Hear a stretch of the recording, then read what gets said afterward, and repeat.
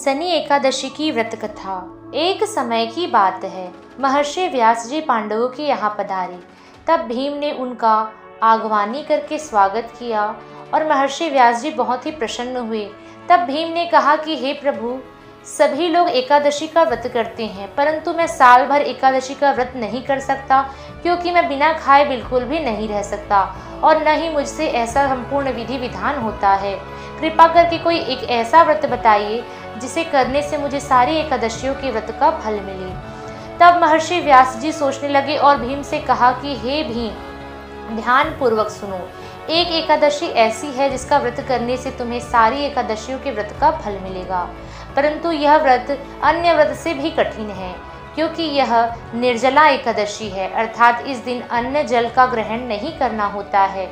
अन्न और जल को त्याग कर सच्चे हृदय से ओम नमो भगवते वासुदेव का जाप करते हुए इस व्रत को करो। भगवान तुम्हें संपूर्ण एकादशियों के व्रत का फल देंगे।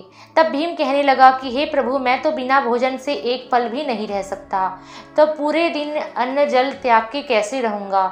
तब महर्षि व्यास जी कहने लगे कि हे भीम, तुम्हें यह एक एकादशी का व्रत तो करना ही पड़ेगा, क्योंकि एक एकादशी ही ऐसा व्रत है जिसे करने से मनुष्य इस संसार रूपी भवसागर से पार हो सकता है।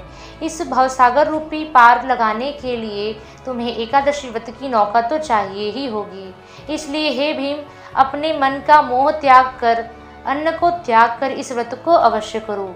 तब भीम इस बात के लिए राजी हो गए और उन्होंने सच्चे हृदय से भगवान नारायण का ध्यान करते हुए इस एकादशी का व्रत किया। भीम ने इस एकादशी का व्रत किया, इसलिए इसे भीमसनी एकादशी भी कहते हैं। अन्न जल न ग्रहण करने के कारण इस दिन को निर्जला एकादशी कहा जाता है। यह एकादशी ज्येष्ठ मास के शुक्ल पक्ष के 11 तिथि को पड़ती है, इसलिए इसे निर्जला एकादशी और भीमसनी एकादशी कहा जाता है। इस एकादशी का बहुत ही ज़्यादा महत्व बताया गया है।